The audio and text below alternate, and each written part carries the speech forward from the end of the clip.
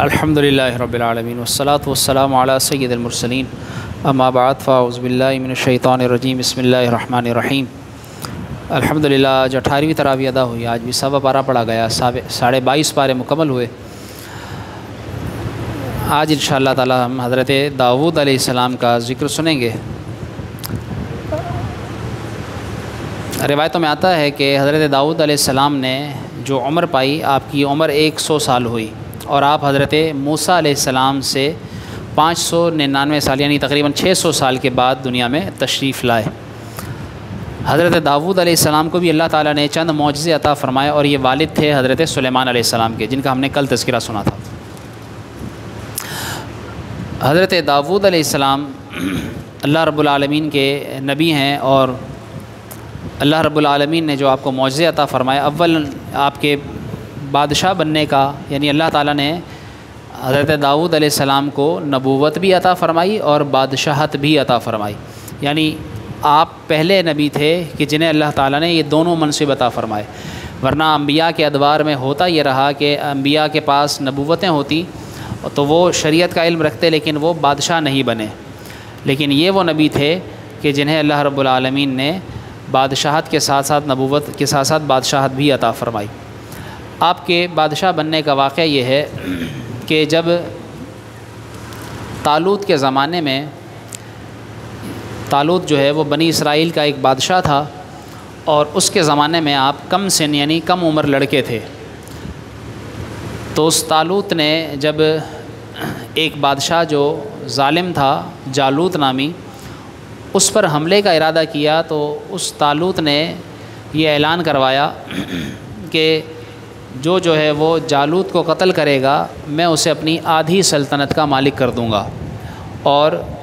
اپنی بیٹی کا نکاح بھی اس سے کروں گا۔ تو حضرت داؤد علیہ السلام جو اس وقت کم عمر تھے یعنی نوجوان تھے، تو آپ جو ہے وہ یہ اعلان سننے کے بعد، حالانکہ آپ کا اس وقت پیشہ کیا تھا کہ آپ انتہائی کمزور اور بکریاں چرایا کرتے تھے، اور ان بکریوں کی کمائی پر گزارا کیا کرتے تھے، یعنی اس وقت آپ غربت کی زندگی گزار رہے تھے، تو آپ نے بکریاں چرانا شروع کی، اور بکریاں چرا کر لوگوں کے جانور چراتے، اور اس سے جو اجرت ملتی اس سے آپ اپنا گزارا کیا کرتے تھے۔ پھر جب یہ جالوت کا آپ نے اعلان سنا، طالوت کا یہ اعلان سنا، تو آپ چل پڑے، اور آپ نے کہا کہ میں طالوت کے لشکر میں شامل ہوتا ہوں۔ اور جب آپ جانے لگے تو چونکہ اللہ تعالیٰ نے آپ کو نبی بنایا تھا، جاتے ہوئے آپ کو راستے میں 3 پتھروں سے آواز آئی۔ ایک پتھر سے آواز آئی کہ میں موسیٰ علیہ السلام کا پتھر ہوں، یعنی موسیٰ علیہ السلام کے دور کا پتھر ہوں، اور ایک پتھر سے آواز آئی کہ میں حضرت داؤد علیہ السلام کو، ایک پتھر سے یہ آواز آئی کہ میں حضرت سلیمان علیہ السلام ایک پتھر سے آواز آئی کہ میں حضرت موسیٰ علیہ السلام کا دور کا پتھر ہوں، اور ایک پتھر سے آواز آئی کہ میں حضرت ابراہیم علیہ السلام کے دور کا پتھر ہوں، اور ایک پتھر سے آواز آئی کہ میں جالوت کو جو ہے وہ قتل کرنے والا، یعنی میرے ذریعے جالوت مارا جائے گا، میں وہ پتھر ہوں، اللہ نے مجھے جو ہے وہ گویا آپ کے لیے یہ ذریعہ بنایا ہے کہ آپ مجھے اٹھا لیجئے۔ تو آپ نے وہ 3 پتھر اٹھائے، اور پتھر اٹھا کر اپنے پاس رکھ لیے، اور جب آپ اس لشکر میں شامل ہوئے تو جو اس وقت منجنیق جو گوبھن تھی کہ جس میں پتھر رکھ کر پھینکے جاتے تھے، تو آپ علیہ السلام نے وہ پتھر ایک ایک کر کے جب پھینکے، تو وہ جو جالوت بادشاہ تھا کہ جو بڑا وزنی خود پہنا ہوا تھا، اور 300 رتل اس کا وزن تھا۔ رتل علماء نے ایک وزن بیان کیا ہے، یعنی جو کئی کلو کا بنتا ہے، تو اتنا بھاری خود، وہ ہیلمٹ جس کو کہتے ہیں کہ سر پہ پہنا ہوا ہوتا تھا وہ بادشاہ۔ تو جب حضرت داؤد علیہ السلام نے وہ پتھر ایک ایک کر کے پھینکے تو وہ سیدھے جا کر اس جالوت کو لگتے، اور جب آخری پتھر جو تیسرا پتھر آپ نے مارا تو وہ اس کی کھوپڑی کو چیرتا ہوا، اور اس کے پیچھے جو 30 جالوتی تھے ان سب کو مارتا گراتا ہوا چلا گیا۔ تو جب جالوت کو اس طرح قتل ہوتے ہوئے اور اس مارنے والے نوجوان حضرت داؤد علیہ السلام کو دیکھا اس طالوت بادشاہ نے، تو وہ بادشاہ بڑا حیران ہوا کہ یہ آخر ایسا طاقتور ہے کہ جس کے پتھر میں اتنی طاقت ہے اس پھینکنے میں، کہ یہ جو ہے وہ اس طرح بادشاہ کو جالوت کو مارتا ہوا، اور 30 جو ہے وہ جالوتیوں کو مارتا ہوا چلا گیا۔ تو اس نے طالوت بادشاہ نے حضرت داؤد علیہ السلام کو طلب فرمایا، اور پھر اس نے جو وعدہ کیا تھا کہ میں آدھی سلطنت کا مالک کروں گا اور اپنی بیٹی کا نکاح اس سے کروں گا، پھر اللہ رب العالمین نے اس طرح جو ہے وہ آپ کو بادشاہت عطا فرمائی۔ یہاں علماء نے یہ نقطہ لکھا ہے کہ جب اللہ رب العالمین کسی کو کچھ عطا فرمانا چاہتا ہے تو رب العالمین پھر یوں عطا فرما دیتا ہے کہ پھر انسان کہیں یعنی کبھی ایسا ہوتا ہے کہ وہ بہت زیادہ غربت کی یا بہت زیادہ گمنامی کی زندگی گزار رہا ہوتا ہے، اور پھر اللہ تبارک و تعالیٰ کی طرف سے جب رحمت ہوتی ہے تو اللہ تعالیٰ اسے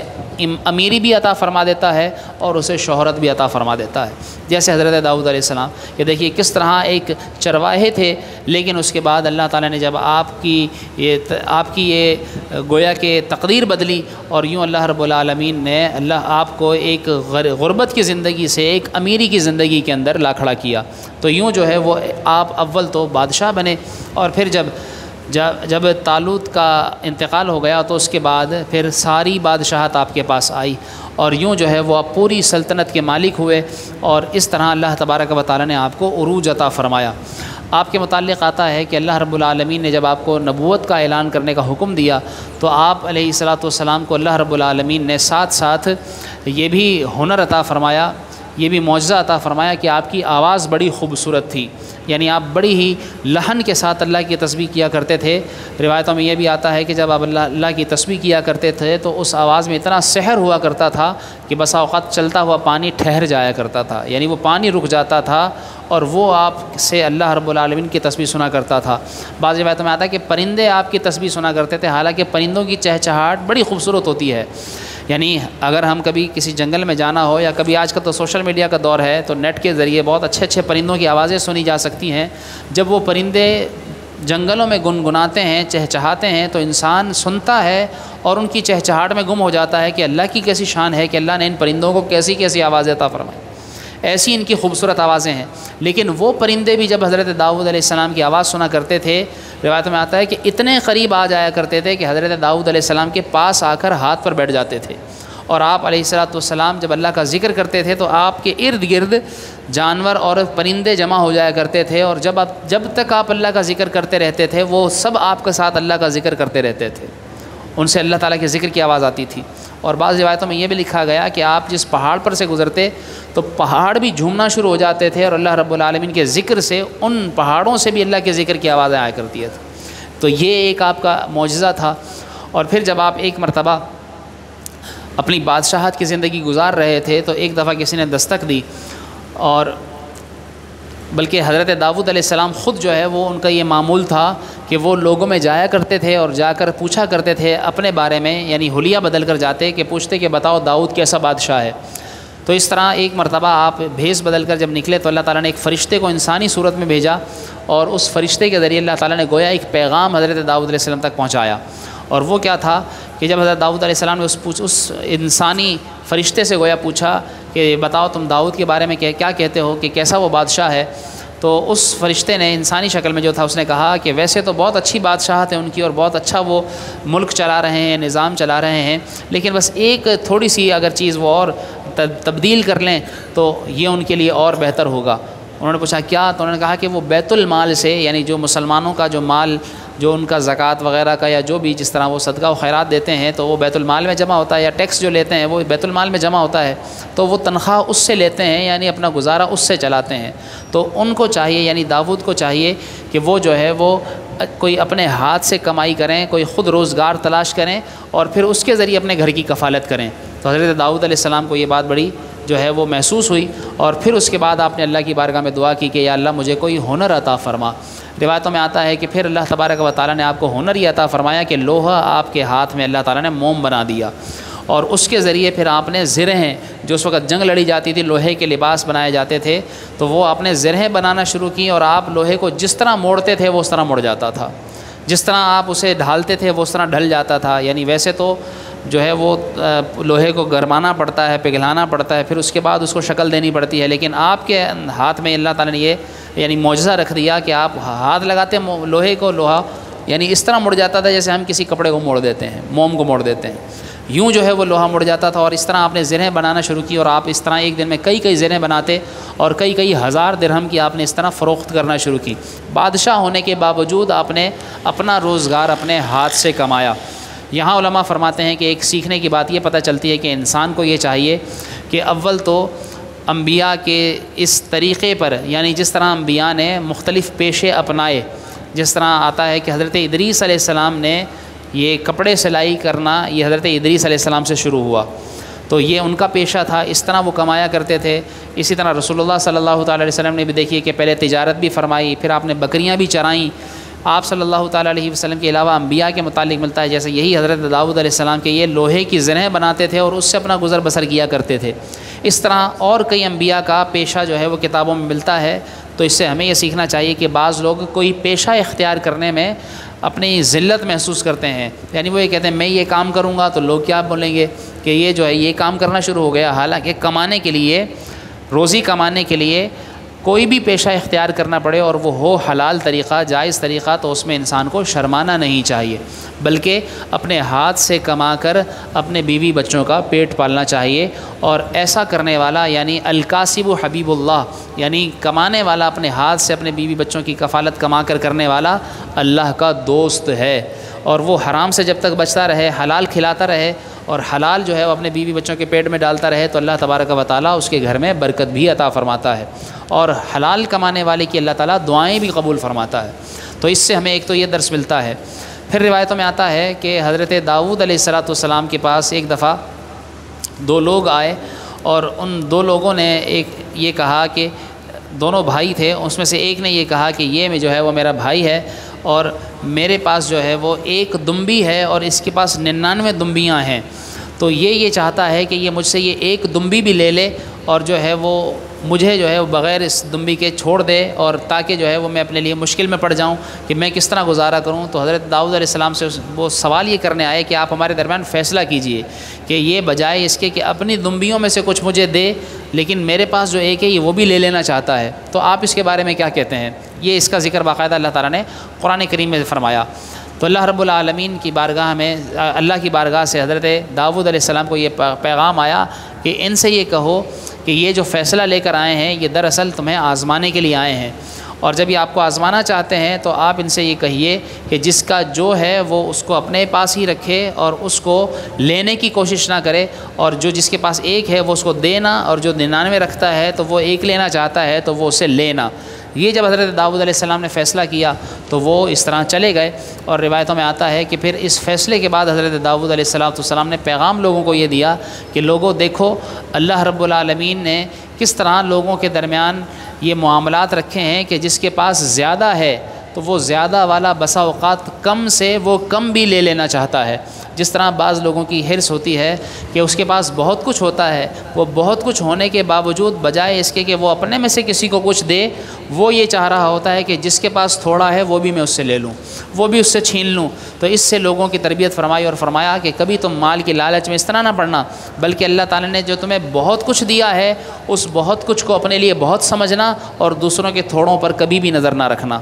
دوسروں کے تھوڑے پر کبھی نظر نہ رکھنا، ورنہ یاد رکھو کہ تم ہمیشہ مانگنے کی عادت میں ہی مبتلا رہو گے۔ اور اس طرح ہمیں یہ درس ملتا ہے کہ اللہ تبارک و تعالیٰ نے ہمیں بہت کچھ دیا ہوتا ہے، ہم بھی اس بہت کچھ کو چھوڑ کر نظر انداز کر کے جو ہمارے پاس تھوڑا نہیں ہوتا ہم اس کے پیچھے پڑے ہوئے ہوتے ہیں کہ ہمارے پاس یہ سب کچھ تو ہے، یہ نہیں دیکھیں گے، لیکن جو نہیں ہے تھوڑا سا وہ دیکھیں گے کہ یہ کیوں نہیں ہے، اور پھر اس کے پیچھے پڑ جائیں گے کہ یہ بھی ہمارے پاس ہو۔ اور علماء بیان فرماتے ہیں کہ انسان کی حرص اور انسان کی ہوس ہی ہوتی ہے کہ جب وہ تھوڑے کے معاملے میں پڑتا ہے تو زیادہ کو بھول جاتا ہے، اور زیادہ کو بھولنے کی وجہ سے وہ اللہ رب العالمین کی نعمتوں اور اس کی رحمتوں سے پھر بسا اوقات محروم کر دیا جاتا ہے، اس سے پھر وہ زیادہ بھی چھین لیا جاتا ہے جب وہ تھوڑے کے پیچھے پڑتا ہے۔ تو اس لیے انسان کو چاہیے کہ یعنی ہمیں بھی یہ چاہیے کہ دیکھیں ہم یہ نہ سوچیں مثال کے طور پر کسی کے پاس کار نہیں تو وہ یہ نہ سوچے کہ میرے پاس کار نہیں، وہ یہ سوچے کہ اللہ تعالیٰ نے مجھے پاؤں عطا فرمائے ہیں۔ ایک بزرگ کے بارے میں آتا ہے کہ ان کے پاس پہننے کے لیے چپل نہیں تھی، اور وہ جو ہے وہ اللہ کی بارگاہ میں یہ دعا کرتے کہ یا اللہ عز و جل مجھے پہننے کے لیے جوتے عطا فرما۔ تو اتنے میں وہ مسجد کے پاس سے گزرے تو دیکھا ایک شخص بھیک مانگ رہا ہے اور اس کے پاؤں ہی نہیں ہیں، تو پھر اللہ کی بارگاہ میں شکر ادا کرتے ہیں کہ یا اللہ تیرا شکر ہے تو نے مجھے پاؤں تو عطا فرمائے ہیں، پہننے کے لیے جوتے نہیں ہیں تو کیا ہوا، میرے پاؤں تو ہیں جن سے میں چل سکتا ہوں، یہ دیکھو کہ مجھ سے بھی کم تر ہے کہ اس کے پاس تو پاؤں ہی نہیں ہیں۔ تو ہمیں بھی یہ دیکھنا چاہیے کہ ہمارے پاس یہ نہیں دیکھیں کہ کیا نہیں ہے، یہ دیکھیں کہ کیا کچھ ہے۔ گھر اللہ نے ہمیں عطا فرمایا، کپڑے اللہ نے ہمیں عطا فرمائے، صحیح جسم اللہ نے ہمیں عطا فرمایا، ہمیں اللہ رب العالمین نے آنکھیں عطا فرمائی، سننے کے لیے کان، بولنے کے لیے زبان، پکڑنے کے لیے ہاتھ، دیکھنے کے لیے آنکھیں، یہ ساری نعمتیں عطا فرمائی، بولنے کے لیے زبان، یہ کتنی بڑی بڑی نعمتیں ہیں۔ پھر ماں باپ ہیں، بہن بھائی ہیں، رشتہ دار ہیں، گھر بار ہے، سردی کے کپڑے، گرمی کے کپڑے، گھومنے پھرنے کے کپڑے، کہیں آنے جانے کے کپڑے، اس طرح کے اللہ تعالیٰ نے ہمیں کتنی نعمتیں عطا فرمائی ہیں، تو ہم ان نعمتوں کو نہ بھول جائیں اور پھر یہ سوچ کر کہ بس ہمارے پاس کار نہیں ہے تو اس ایک کار کو روتے رہیں گے کہ یہ کیوں نہیں ہے، یہ کیوں نہیں ہے، یہ کیوں نہیں ہے، لیکن جو کچھ ہے ہم اس کو چھوڑ دیں گے۔ تو یاد رکھیے کہ یہ بھی انسان کی ناشکری ہے۔ ضرور اللہ سے اچھے کی دعا ضرور کرے، تمنا ضرور کرے، لیکن اس کی وجہ سے ان ساری نعمتوں کو بھول نہ جائے، ان کی ناشکری نہ کرے، ان کا بھی شکر ادا کرتا رہے اور اللہ سے یہ دعا کرتا رہے کہ یا اللہ مجھے تو نے اتنا کچھ دیا ہے تو یہ بھی عطا فرما، لیکن اس کی وجہ سے ان نعمتوں کو فراموش نہ کرے۔ پھر علماء بیان کرتے ہیں کہ حضرت داؤد علیہ السلام کو اللہ رب العالمین نے یہ بھی شان عطا فرمائی کہ جب حضرت داؤد علیہ السلام اللہ رب العالمین کی بارگاہ میں حاضر ہوتے، یعنی اللہ تبارک و تعالیٰ کا ذکر کیا کرتے تھے، تو اللہ تبارک و تعالیٰ آپ پر اپنی جو وحی نازل فرماتا، اس وحی کے ذریعے رب العالمین آپ کو بادشاہت کے امور سکھاتا، اور رب العالمین کی طرف سے باقاعدہ یہ آپ کی طرف وحی بھیجی جاتی کہ اے داؤد آپ نے یہ ملک اس طرح چلانا ہے اور آپ نے اس ملک کو اس طرح لے کر چلنا ہے، اور یوں حضرت داؤد علیہ السلام اللہ کے حکم کے مطابق اس مملکت کو چلاتے، اور مملکت کو چلانے کے ساتھ ساتھ آپ دنیاوی امور کے ساتھ ساتھ اپنی عبادت کے اوپر بھی توجہ دیا کرتے تھے۔ بعض روایتوں میں آتا ہے کہ آپ صوم داؤدی رکھتے، یعنی آپ ایک دن روزہ رکھتے تھے اور ایک دن جو ہے افطار کرتے تھے، یعنی روزہ چھوڑتے تھے، اور ساری زندگی آپ نے جب سے آپ نے نبوت کا اعلان فرمایا یوں ہی زندگی گزاری، یعنی 100 سال کی عمر تک جب تک آپ دنیا میں حیات رہے ایک دن روزہ رکھتے تھے اور ایک دن چھوڑتے تھے، ایک دن روزہ رکھتے تھے اور ایک دن چھوڑتے تھے۔ اب اس میں ہمارے لیے بھی درس ہے کہ دیکھیے اللہ کا نبی ہو کر پھر وہ بادشاہ ہو کر کس طرح دنیاوی امور کے انجام دینے کے ساتھ ساتھ اپنی عبادت پر توجہ دیا کرتے تھے۔ ہم ماہ رمضان کے کتنے لوگ ایسے ہیں جو روزے بھی نہیں رکھتے، اور اگر رکھتے ہیں تو ان 30 روزوں میں تھک جاتے ہیں، اس کے بعد پورے سال جو ہے وہ روزے رکھنے کی کوشش نہیں کرتے۔ ہمیں یہ چاہیے کہ جب جب موقع ملے نفلی روزے، جس طرح رسول اللہ صلی اللہ علیہ وسلم نے ایام بیز کے روزے یعنی 13، 14، 15 تاریخ چاند کی ان تاریخوں کے روزے رکھنے کا حکم دیا کہ یہ سنت روزے ہیں، ان دنوں میں روزے رکھے جائیں۔ اس کے علاوہ نوافل روزے جو ہے وہ جیسے 9، 10 محرم کا روزہ رکھنا چاہیے،